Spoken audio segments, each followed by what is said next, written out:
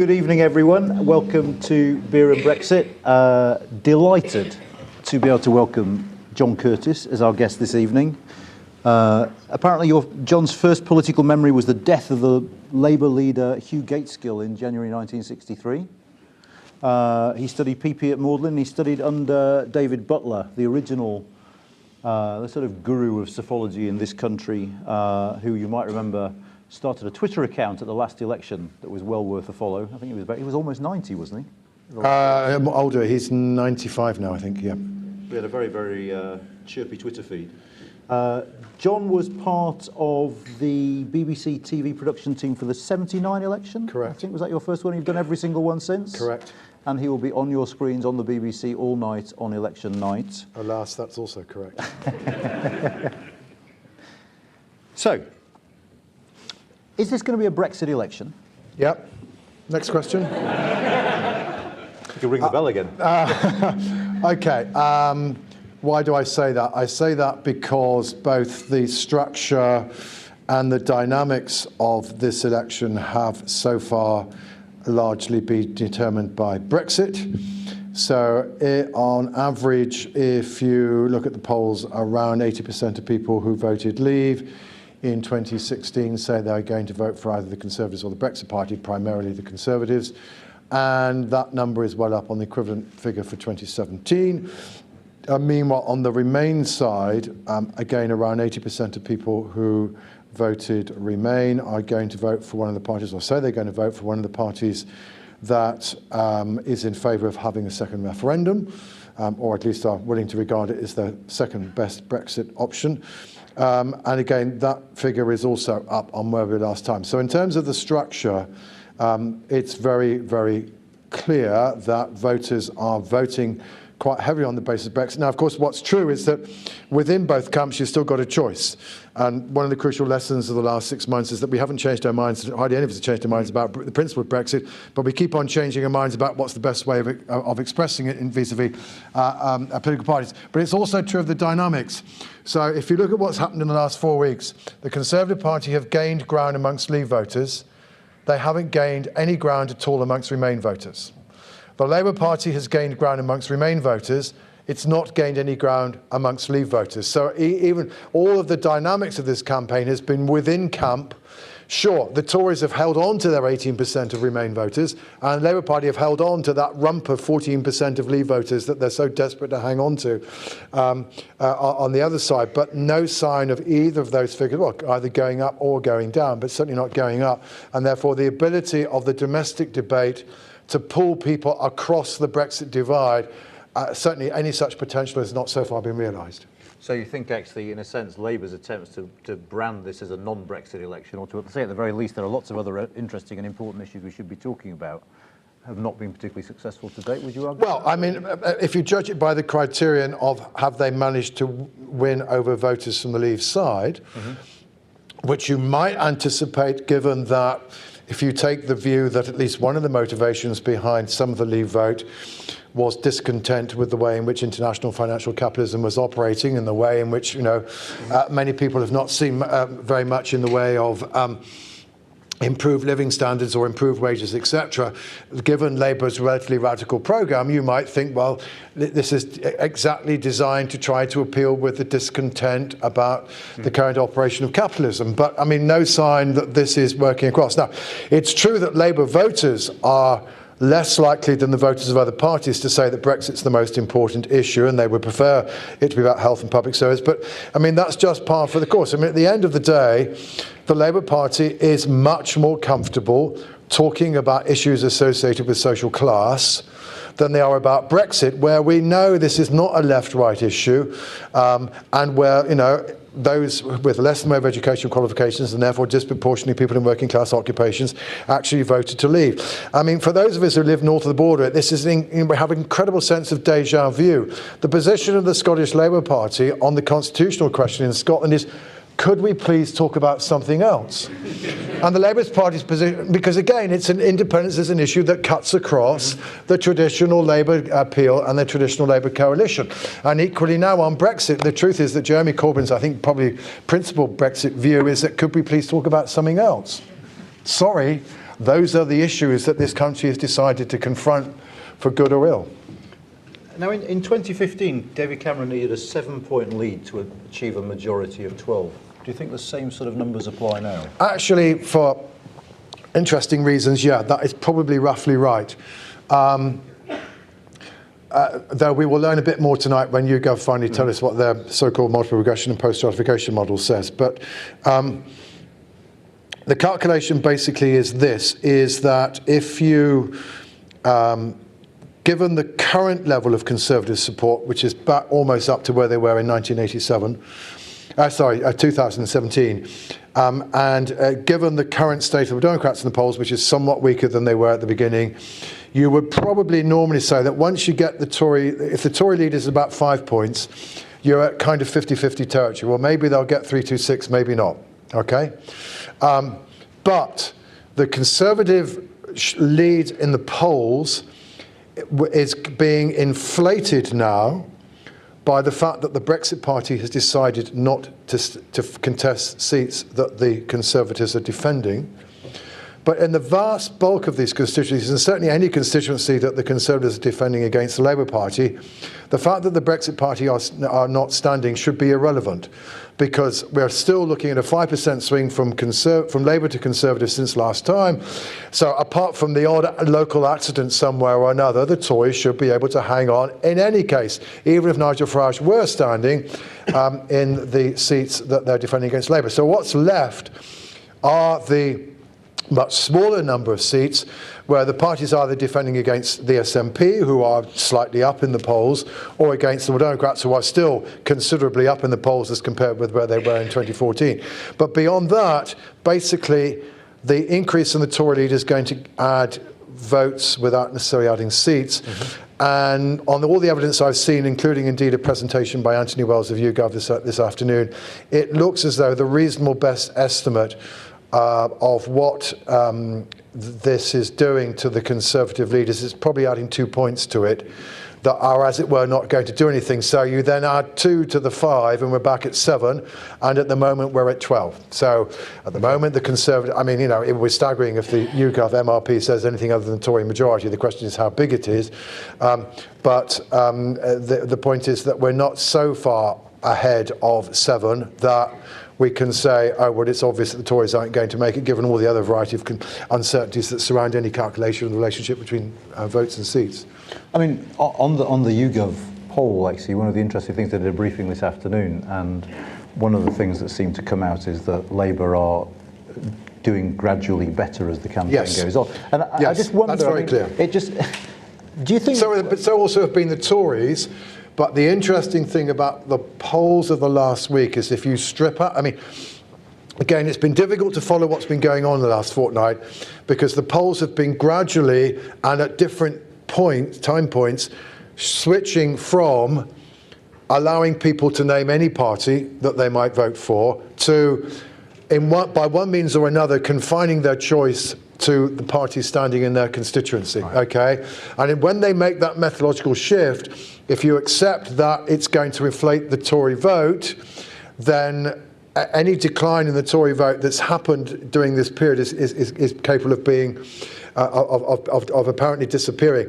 But again, if you actually, for example, look at the polls that have been published this week that use the same methodology as last week, then on average the Tory vote's down by 1.5 points and Labour is up 2. So it does look as though that perhaps the race has narrowed a little in the last week, but we can't really say much more than that. Do you think there's I mean, I sort of sense a danger that sort of pundits, commentators, heaven forbid, even some psephologists might be sort of holding their breath because they're fighting the last war. That is to say, they're thinking back to 2017 and the Labour surge. I am vigorously arguing against any such analysis. My advice to anybody is to look at the situation we are in now and the challenges and the opportunities that presents for the parties now, and not to try to draw a parallel with 2017. So I am firmly not in that camp.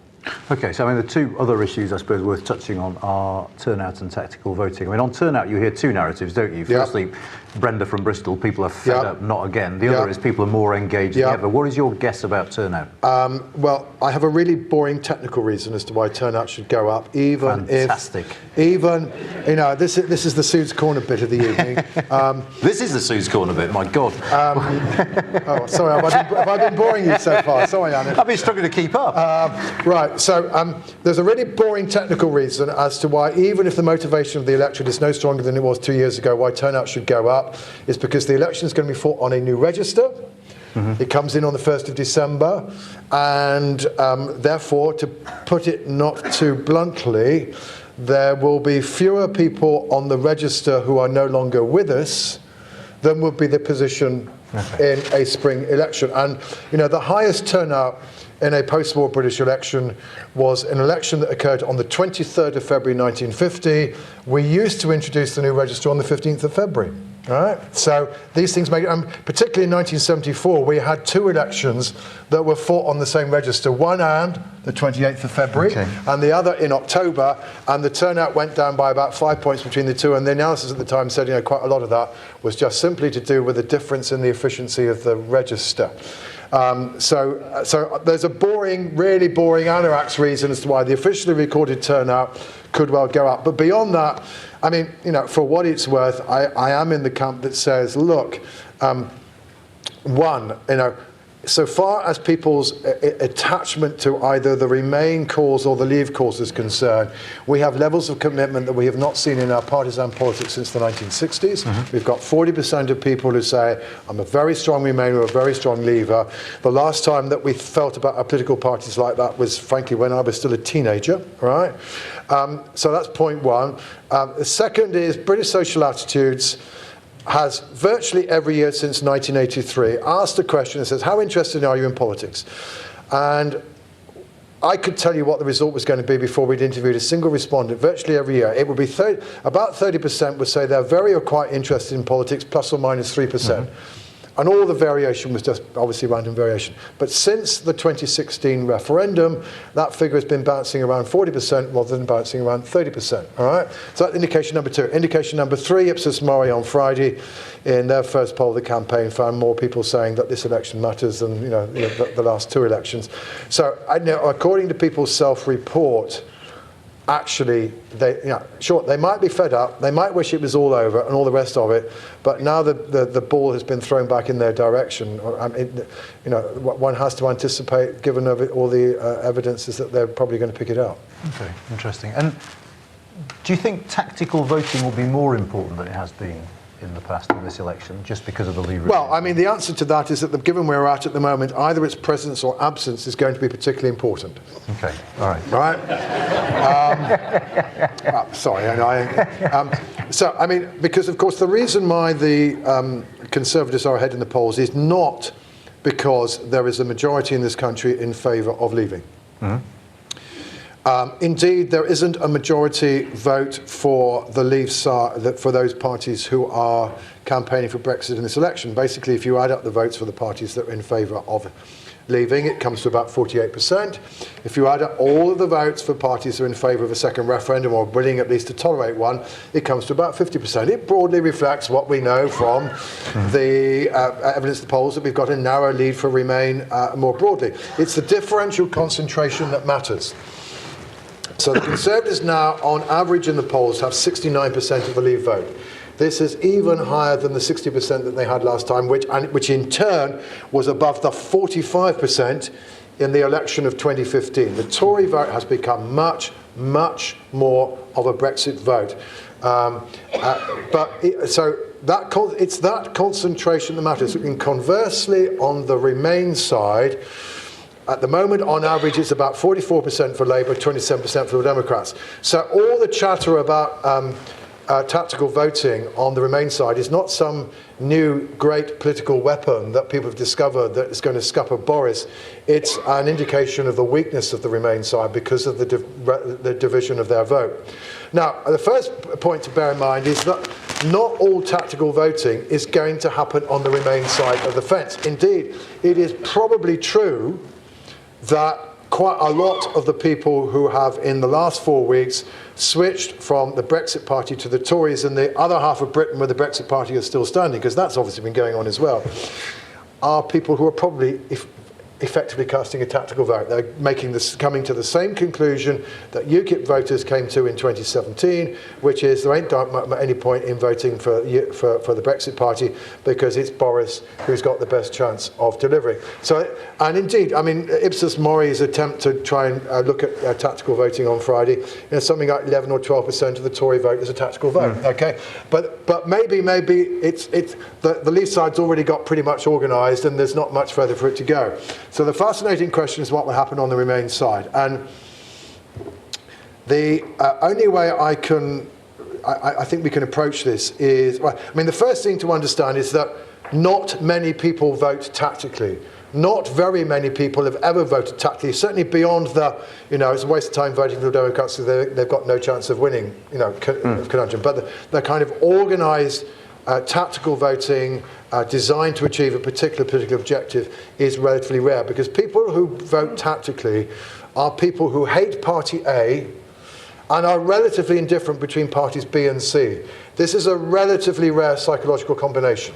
Most people who hate Party A really like Party B and don't care tuppence at me about Party C either way. They're quite clear. That's where they stand. So it's a relatively rare combination. Now, against that backdrop, the interesting thing, I think, to do is to compare the situation with 1997, because 1997 is the first election at which there really was tactical voting on a scale that meant that the outcome in terms of seats was notably different from what it otherwise would have been. Hitherto, yes, you could see signs of tactical voting, and particularly the Liberal Party as then was occasionally squeezing the Labour vote and thereby getting home.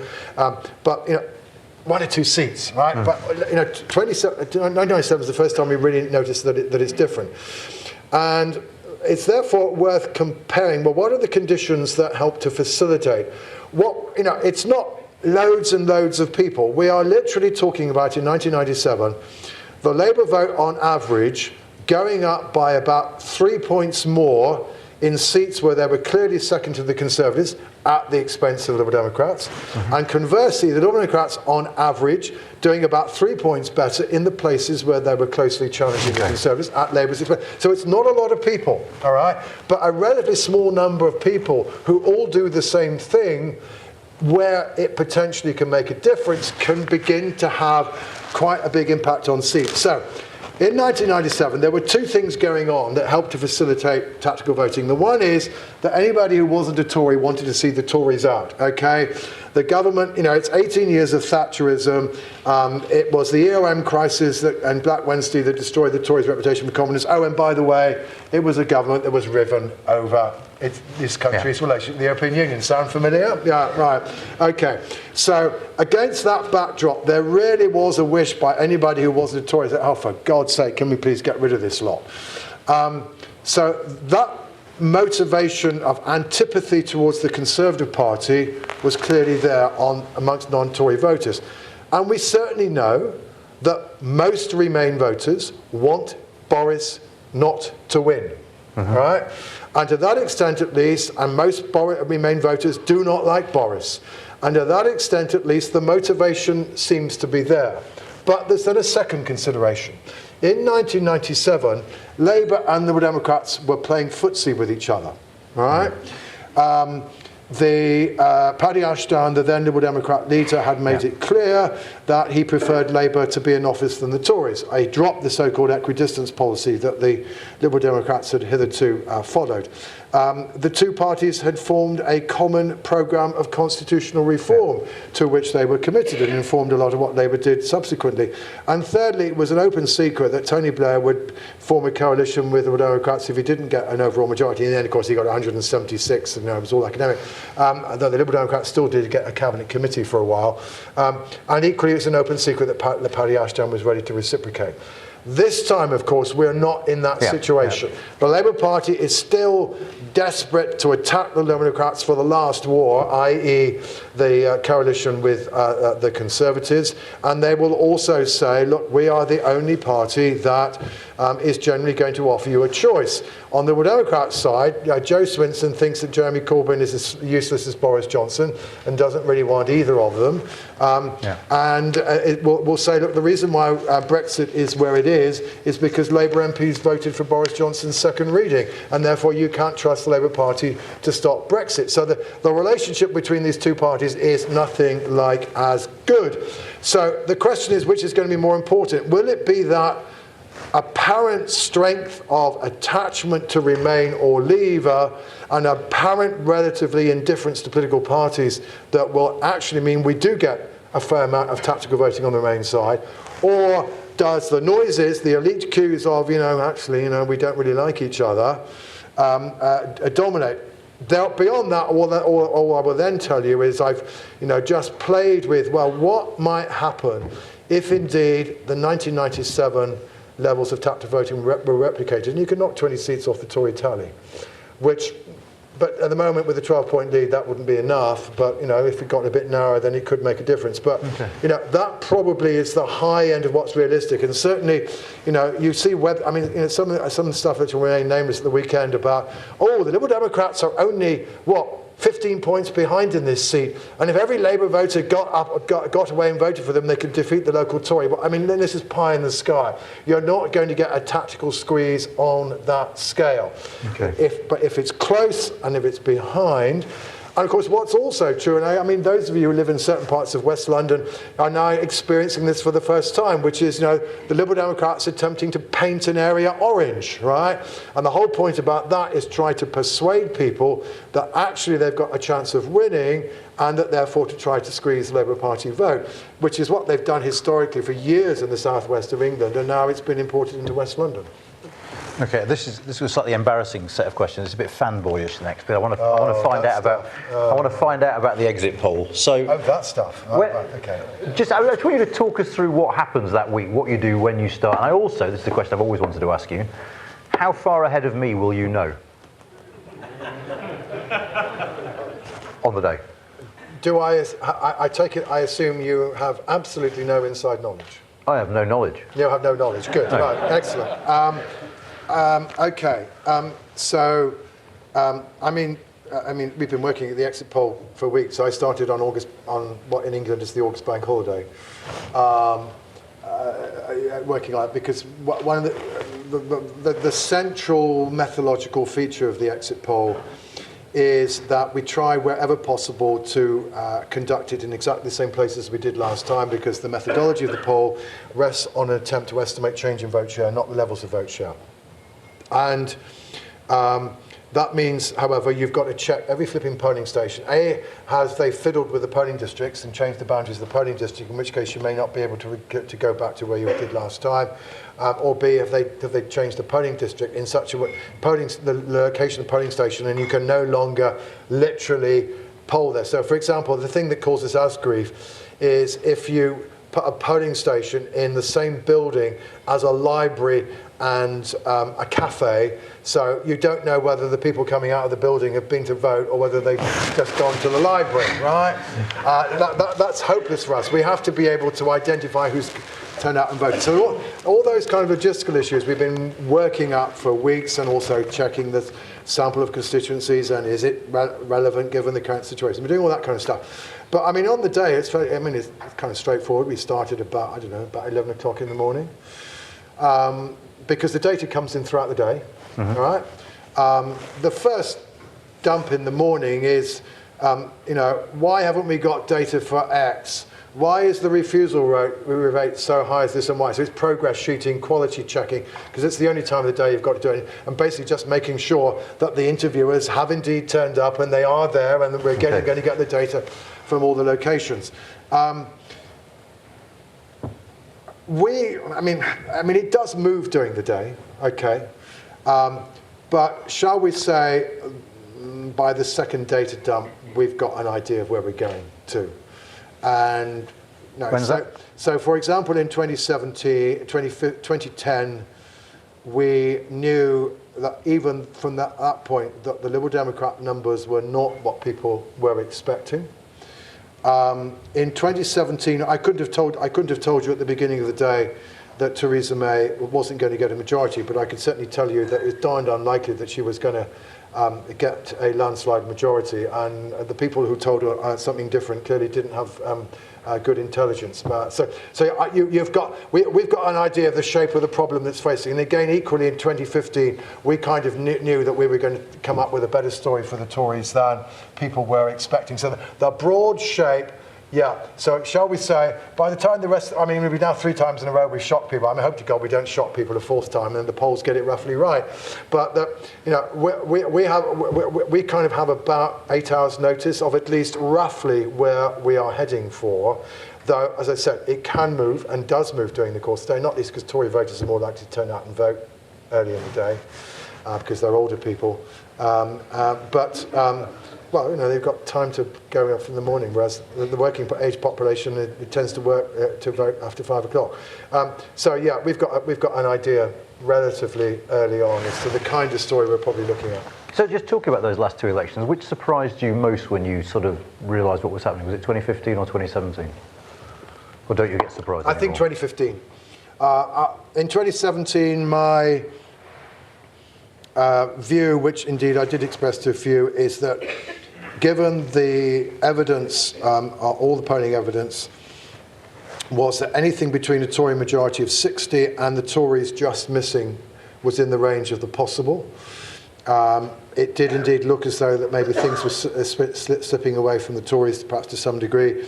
So I kind of was going, well, we've just got to the lower end of what seems a perfectly reasonable result. Now the rest of the world went, ballistic, but it struck me as it always quite possible that that's where we would end up. I think in contrast, certainly in 2010, we had no idea that the Liberal Democrats weren't going to gain more seats until we spent hours and hours trying to work out why they weren't and decided there was no way they were going to make it. And in 2015, certainly I wouldn't have told you necessarily in advance that David Cameron was going to clearly remain as Prime Minister, let alone get an overall majority. So I think 2017 was the least surprising. 2015 was probably the most surprising. Okay. I mean, libraries and coffee shops aside, are there particular methodological issues this year associated, maybe with tactical voting, maybe with the fact that the Brexit Party aren't standing anywhere? Is there a specific thing or an issue that methodologically is making you think? No, I mean, we've done some relatively narrow refinement. I mean, there are 1 or 2 kinds of constituencies we're going, maybe we should have 1 or 2 more in those kind of places.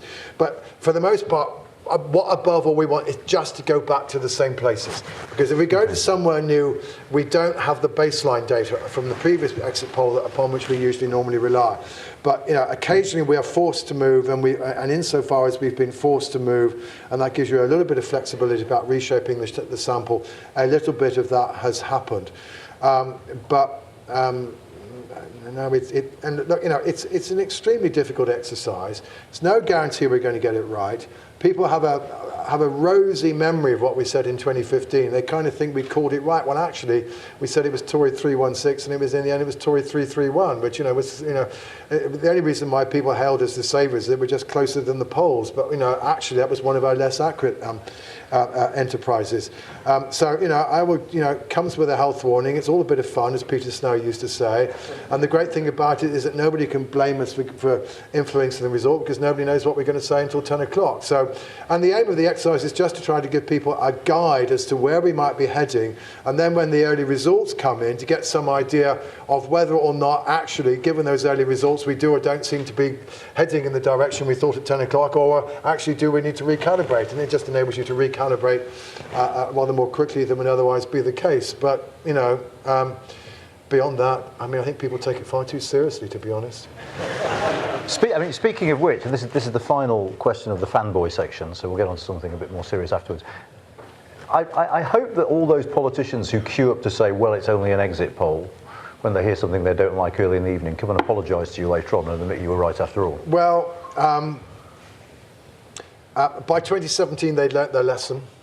Paddy Ashdown, God rest his soul, both in 2010 and 2015 said we didn't believe you. And 2015, of course, said, I'll eat my hat. So Andrew Neil ensured that there was a marzipan hat for him to read later in the day. And equally on that occasion, not Carmichael, the Blair's former press person. Alistair Campbell. He said something similar, so he was also presented with something to eat as well. I'm relaxed about this. I mean, to be honest, if I were Paddy Ashdown, I would probably say the same thing in those circumstances, But the interesting thing about 2017 was that nobody challenged us. Nobody went, and they all went, well, okay, and they either just stayed silent or went, oh gosh, yippee, which was the kind of some of the reactions on the Labour side.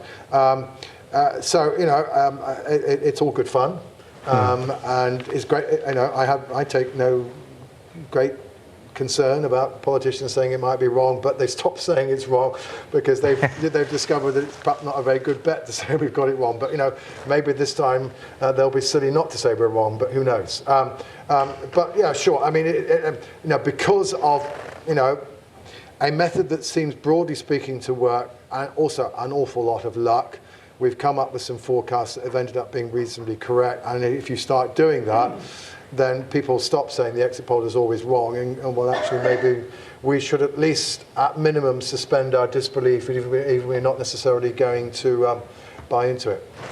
Well, we've got the news story. John Curtice forgets Alistair Campbell's name, so tweet that out with you. Right, you started doing this in the 1970s, and since then there have been a lot of technological innovations, the internet, phones and so on. What has this meant for the polling industry? Has it been disruptive? Has it been helpful?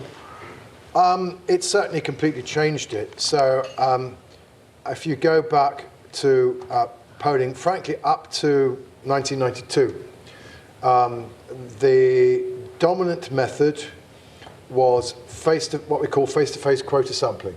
So interviewers would be told, go off and interview in Wimbledon.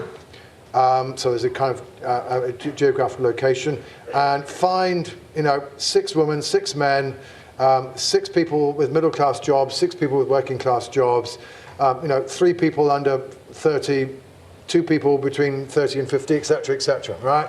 And they then had the freedom to go away and find the people who fitted their quota. So that's the way it was done. One of the obvious downsides of that, long arguments about the merits of quota sampling in that kind of way, and the way in which, for example, one of the things that we used to debate at that time was, does this tend to bias interviewers knocking on the doors of people with short drives rather than those with long drives? Okay, because at the end of a long drive, it's more difficult to get hold of, and does that therefore, as a result, even though they might be filling their quota, actually mean that they are missing out on perhaps some of the more affluent voters in our society, that. Approach, and the other disadvantage is it takes a while. So now we're used to polling being done literally through to 6, 7 or 8 o'clock the evening before polling day, and coming out that evening only an hour or two later. Well, that's one of the things you can do over the internet. And indeed, one of the reasons why the polls got it wrong in 1970, which is the first post-war polling debacle, was that they stopped polling too early, and there was a last-minute swing in Edward Heath's favour. So that's what we did then. The telephone polling did not take off for a very long time, not least because we knew and discovered, particularly in the 1980s, that even if you controlled for people's variety of demographic characteristics, how old they are, what kind of job they did, etc., that people without a telephone were more likely to vote Labour than people with a telephone, because these are the days before everybody had a landline, let alone the mobiles that everybody now carries ubiquitously, and that therefore, as a result, there was a reluctance to engage in telephone voting, polling because of the potential biases. Well, eventually we got to something like, in the 1990s, we got to something like 95% penetration. And so therefore the bias began to be too small. And telephone polling has certain advantages, like with face-to-face voting, you've got to send somebody to Wimbledon. But with telephone polling, you can ring anywhere. So you can have a much less geographically concentrated sample, and that statistical theory will tell you means that it improves the efficiency of the sample. Internet then kicks in. Well, I think YouGov's first attempt, if I remember rightly, is 2001, though it was relatively sotto voce. The internet has created opportunities, and that's now the way in which it normally happens. But one of the things about telephone interviewing was you could actually, with telephone interviewing, do random digit dialing. Literally just ring any number at random. And the point about that is you were actually getting closer to the way that statistical theory says you should do a survey, and indeed the way in which most academics historically would prefer to do surveys, which is literally people being chosen at random, okay? Because even with the Curtice anyway, it all depended on potential interviewer bias, right? But the internet, you certainly can't do random sampling because there is no sampling frame of all of the email addresses or anything else that exist.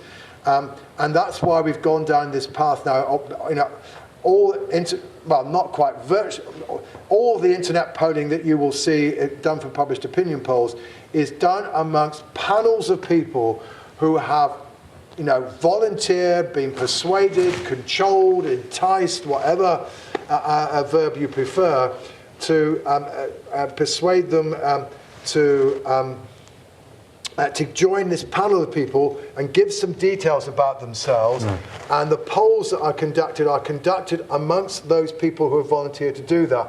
Now, the argument is that because you ask people a lot of things about them, including how they voted in the past and all the rest of it, you can therefore know a lot about the people that you are then trying to select to do any individual poll, and you can therefore end up with something that's highly representative. And it's basically on that most polling in the UK now rests, although there are still two companies, Ipsos Mori still do all of their all of their polling for politics, not other things, but for politics over the phone using random digit dialing.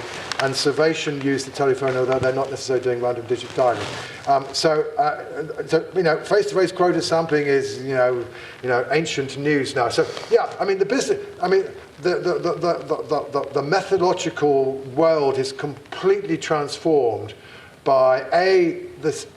Initially, the first revolution was the spread of the telephone to becoming ubiquitous, and then the spread of the internet, now also almost ubiquitous, but creates a very different methodological challenge. I'll tell you what though, seeing as we've got you here, I want you to give everyone in this room the opportunity to go home and show off to their families by giving us the 1-minute explanation as to why MRP is different, what's so good about it. When it comes out at 10 o'clock tonight, everyone here can pretend to understand it. Right, MRP stands for multi-level regression and post-stratification.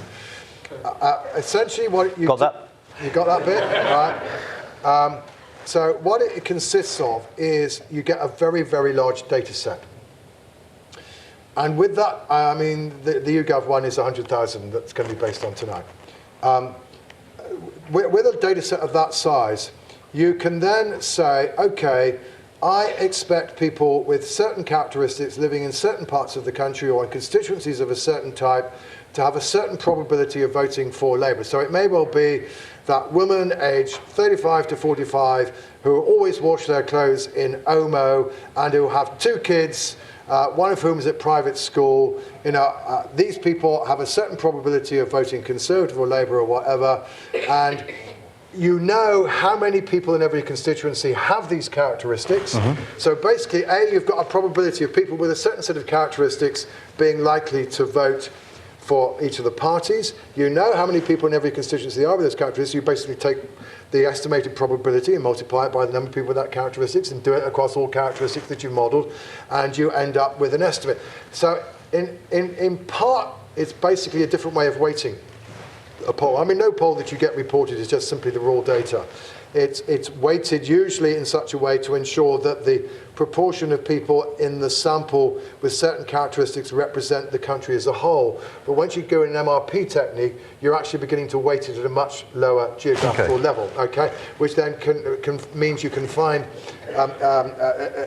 bits that are missing or are under or overrepresented you wouldn't otherwise do. But then, of course, what you can do is then, because, well, you know, you're then using it to try to come up with an estimate in every constituency, you can then try, like the exit poll tries to do, is to come up with an estimate of what the outcome is going to be in every constituency given the current state of the polls. And the reason why people got excited about it is that in 2017, YouGov were the first polling company. Well, no, sorry. They were one of 2 polling organisations to do this for the first time. And they came out and said quite firmly from the beginning, it's going to be a hung parliament. They were abused, disbelieved, met with complete incredulity. And in fact, as Ben is admitting in a conference this afternoon, actually they managed to underestimate the number of Tory seats, and did so in a way that you wouldn't necessarily expect, given what the poll was saying. But the point, therefore, is because they were so much closer, like everybody else, in the same way that we in the exit poll were so much closer in 2015 than everybody else, heroes, right? But in 2017, there was a second MRP exercise done for Lord Ashcroft, which was forecasting a majority of 60. So there's nothing magical about the technique. It's as good as the data, and it's good as the modelling. Now, the guys who are doing the modelling are serious statisticians. They know what they're doing, and I think it's probably fair to say that this is going to be modelled in a more robust fashion than some of the other MRP efforts that have come out recently, although those have also been done by people who've got quite a lot of experience with it. But if the data is crap, the MRP result will be crap, okay? And if they miss an important source of variation in party performance, then their estimates will be out. So it depends on the creativity and the ability of the analyst to spot the patterns, and also for the polling companies still to come up with adequate data. And Ashcroft's problem was that his data wasn't as good as YouGov's data was. Okay, now, one of the things about polls nowadays is they move markets. And you're president of the British Polling Council. I'm just wondering, is there a potential ethical issue with private polling being used by financial institutions, or of polling organisations doing some polls and publishing them whilst doing other polls for these sort of companies and holding them private? What's your definition of ethical in that question? Whatever you want it to be, John. Okay, well, let me take it first of all. I mean, you're right, this issue has been raised. It was raised particularly by Bloomberg in a story last year. And shall we say, the rather remarkable feature of this story was apparent, it gave the impression at least, that it thought that polling companies doing polling for private polling for financial clients was unethical, but somehow or another, the guys who were shorting the pound or whatever it is they were doing on the markets were, of course, completely and utterly blameless.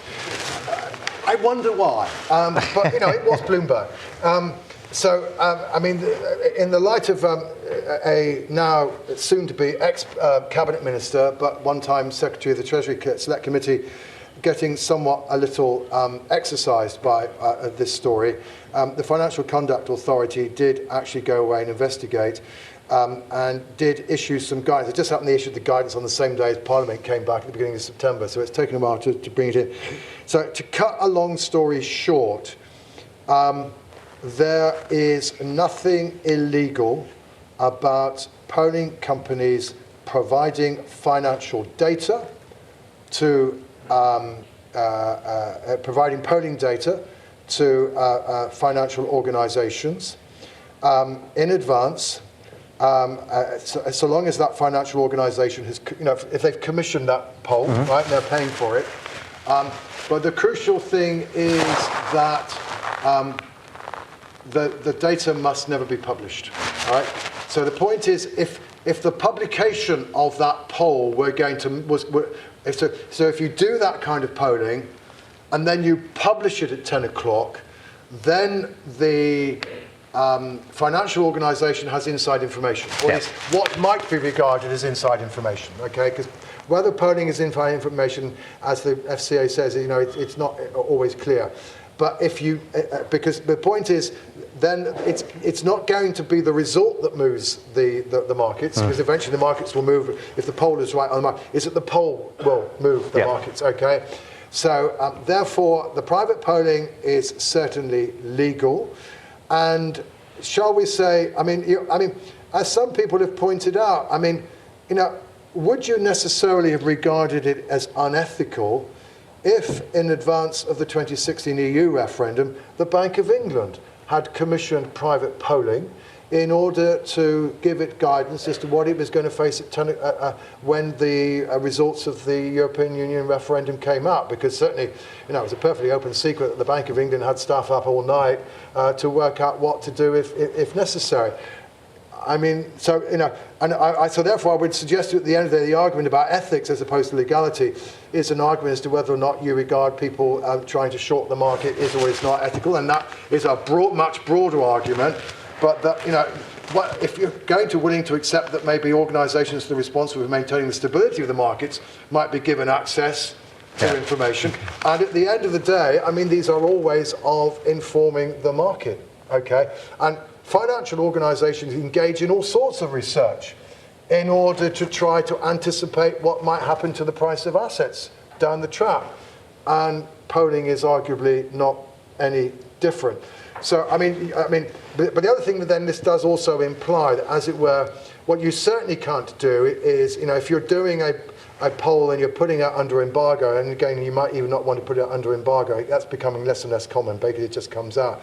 You certainly don't want to make sure you give it to a financial house before it goes out into the public domain, because again, it becomes the risk of inside information. So basically, if you do it, keep it private. If you're going to make it public, don't give it to a financial organisation until it's in the public domain, and that seems to be the basic rule. Brilliant. Okay, I'm going to try and squeeze about 5 or 6 more in. And the first of which is, polling doesn't just move markets, it can change voting intentions. Do you think there's a case to be made for a longer moratorium on polling before election day in this country? A variety of reasons. One is, why should voters be denied the information about how their fellow citizens are trying to vote? 2, if you put a moratorium on polling, then politicians can go out and say everybody's going to vote Conservative or everybody's going to vote Labour. There's a big swing towards it. And we have no way of checking it, all right? So polls actually help to keep politicians honest to agree. We've seen Joe Swinson in the course of the last 10 days basically having to admit, maybe I'm not going to be the next Prime Minister after all, right? And that's the polls keeping him honest. Number 3 is actually you do create a market in inside information, not a financial market, but a political market. Indeed, one of my tutors was very interested in French politics. And every time there was a French election, he would wander off to Paris and Lyon and talk to folks. And I think it was the election that Mitterrand first won, which is 1975 or whatever it is. 81. 81, right. He had access to the private polling of the Socialist Party, which told him that that Mitterrand was going to win, right? He rings up his wife, who's in Oxford, and tells her to put a lot of money on Mitterrand winning. So, actually, there's somebody betting on the markets with inside information, all right? And manages to pay for the cost of his research trip, which, of course, was an extremely noble enterprise, as we will all agree. So the point is, if you ban polling, the private financial organisations definitely will reckon it's worth their money to engage in polling. The political parties will have access to the polling, but as it were, everybody else gets shut out, except that, of course, and this is the final problem, is that actually you won't shut everybody out. All you can do is to stop the publication of polling within the UK by UK registered organisations. But as the French discovered, all you have to do is to go and buy a URL on a website that's registered somewhere outside the country, and you cannot stop foreign news organisations or foreign websites from publishing. So basically the internet has crashed the idea that you can stop this. And the French now have only got a 24-hour ban rather than a week ban, and that's partly because people were buying web space in Belgium or in Switzerland and just putting the material out that way. Okay. Now, you're obviously a public figure, but do you get the sense, particularly since the Brexit referendum, that the sort of appetite for academic expertise amongst broadcasters, amongst politicians, has increased? Well, of course, your organisation is doing an absolutely brilliant job, Alan. I guess that's what I was meant to say in response to that question. Good answer. And has been doing its level best to inform politicians. Yeah, I mean, partly because of the importance of the decision. I mean, certainly, those involved in the financial world are clearly very interested. The diplomatic world is very strongly interested, and occasionally even the odd politician seems to be interested in what actually might be the position. And you and I, and certainly officials are very, civil servants are very. So there's certainly a ready market for this. I guess, however, that for those of us who went through the Scottish independence referendum, there's a slight sense of deja vu because there was a lot of intense interest then as well. Yeah, I mean, I suppose it's true. But on the other hand, at the end of the day, politicians will be politicians, and if they don't like the evidence, they'll ignore it. Okay, and I've experienced that for many, many years of trying to provide the occasional bit of evidence, and you know perfectly well at the end of the day that too many politicians prefer policy-based evidence than evidence-based policy, and that's not something that seems to be stopped in the middle of the Brexit debate. Do you find maintaining impartiality a challenge? No. Can you tell us what you see as the difference between impartiality and balance, and do you think most of our broadcasters get that right or wrong? Well, I don't have to deal with that, as it were. I mean, impartiality for me means, 9 times out of 10, even if the weight of your comments appear to be advantageous to one side rather than another, you find the odd point that you go, but on the other hand, all right? And that is making sure that you are indeed providing an indication. In the one sense, it's rather more clear if you kind of say, this is the weight of evidence, or, it seems to be on this side, but, obviously there are these other considerations. I think it has a certain greater degree of credibility than if you just say, well, it's obviously that, this is right and this lot is wrong. I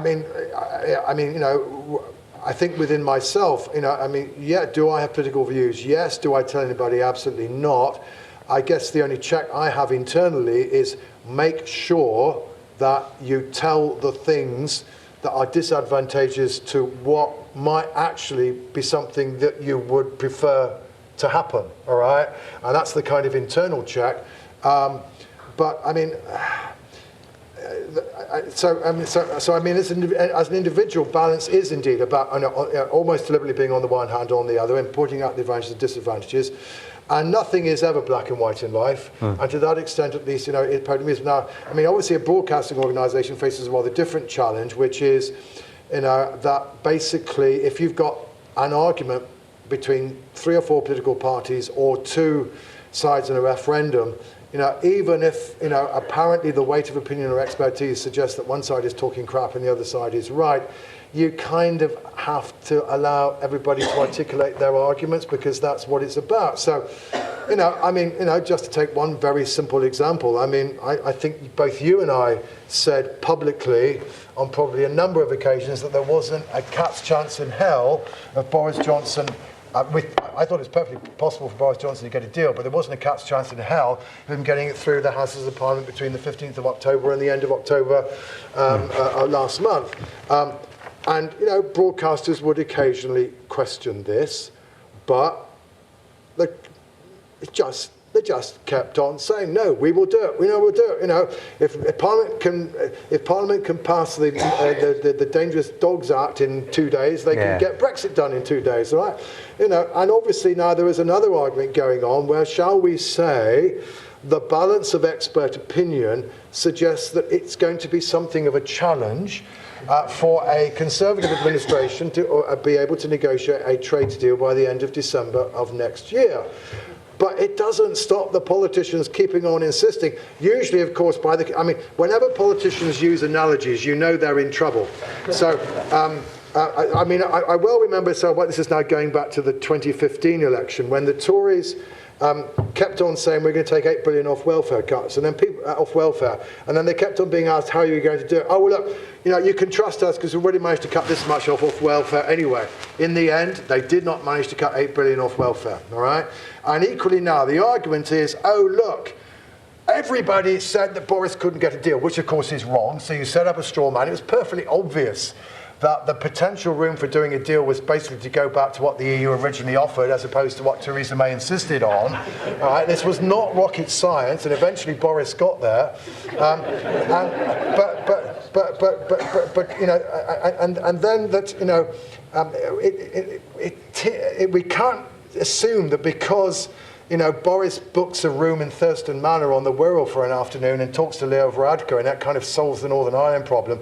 That the analogy of, you know, Boris managed to sort that, so therefore he can sort the rest of it. I mean, you know, it's as ridiculous as the argument that you're still kind of, the Labour Party is still clutching to, which is, look what happened in the 2017 election, we are therefore bound to rise in the polls, all right? Again, argument by analogy in politics is often extremely suspicious, and when politicians have to operate by analogy, then you go, not quite sure this is right, because if you can't actually argue why the particular situation that you are facing is going to be resolved in a way that is credible, then Houston, I spot a problem. I mean, one of the reasons I asked that is because a lot of people throw around this phrase, we as a country are more polarised than we've ever been.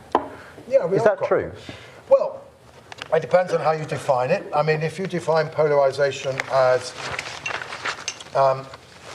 basically people, basically everybody either more or less supporting leaving as quickly as possible, preferably with a deal, but if necessarily without one, or could we please cancel the whole process and kind of go back to square one?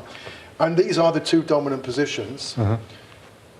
So we're polarised in the sense of we're on the extremes, and as kind of kept on arguing elsewhere, you know, we've got a U-shaped curve on attitude towards Brexit, and that's why the Labour attempt to keep on forging a compromise always has to.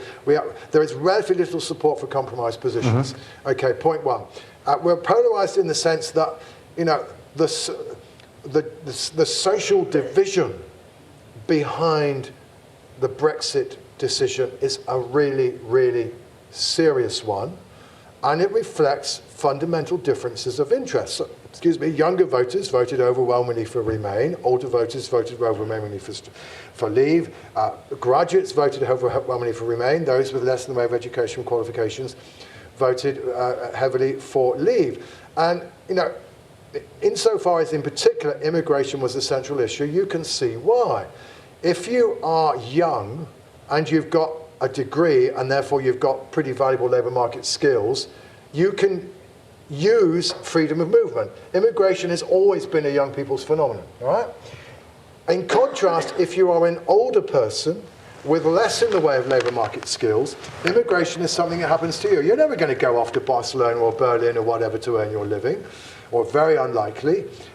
You are, on the other hand, you know, you've lived in this place for 30 years. It's hitherto been a relatively socially and ethnically homogenous society. And then you discover relatively high levels of net inward migration beginning to occur. And you go, this is not the country I was brought up in. And these are people to whom immigration happens. Yeah. These are not people. So, you know, I mean, there's a lot of loose talk, but, you know, on both sides of the Brexit argument about, you know, it's in the country's interest to do X or Y. Well, you're going to go, whose interests? Because this is not an issue on which it's clear that there is a national interest. There are different. So to that extent, you know, we have to be at least little Marxist to some degree on this subject. You know, there are differences of real interest there which are being translated, and it's a major social division. All right, and also a fair degree of incomprehension between the two sides as well. And then the third thing, of course, in a sense makes us polarised is that, you know, it's 50-50. Yeah. So we've got a deep division which cuts the country down in half, and where apparently we're either all inners or outers and not much room for compromise. I think that's polarisation. Okay. Got one last question before our quickfire round. What's going to happen in the election? Oh, that is part of the quickfire round. Like, there's a 66% chance that the Tories are going to get an overall majority. They clearly are the favourites. But as explained earlier, 12% is not sufficiently far ahead of 7% this far out that we can assume that they're home and dry. And it is a binary election. It's either the Tories get a majority or they don't, and everything turns on that. So, yeah, I mean, at the moment, I would be much more likely to expect a Tory majority than anything else, but we're not necessarily there. Brilliant. OK, ready? I thought that was quick. No, that was quite quick, yes. By my standards, it was. Beer or Burgundy? Burgundy. Beatles or the Stones? Beatles. Cheddar or camembert? Cheddar? Oasis or Blur? Don't know. Well, someone has said who to that one before, so I mean, it's like, yeah. Exactly. All right, That's okay. the point. You know, anything Shame on after you. the 1960s, I'm lost. You know. Beef bourguignon or steak and ale pie? Steak and ale pie. I've always assumed they were the same thing, really. UK in a changing Europe or any other think tank you care to mention? UK in a changing Europe, Alan. You've been absolutely brilliant throughout the last 3 years, Well, and I'm sure you're going to continue to do so in what we, both you and I, both suspect is still going to be a quite substantially long-running saga. Well, listen, I know you've got a knighthood, John, but I'm going to give you something even better. Here's a beer and Brexit mug for you. Thank you ever so much. It's been brilliant.